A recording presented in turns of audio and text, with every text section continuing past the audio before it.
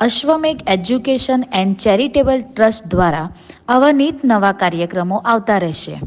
આ વર્ષના સુરતાલની શતવારી સ્પર્ધામાં પારડી તાલુકાની જનતા તથા આસપાસની જનતાને ભાગ લેવા માટે નમ્ર નિવેદન છે.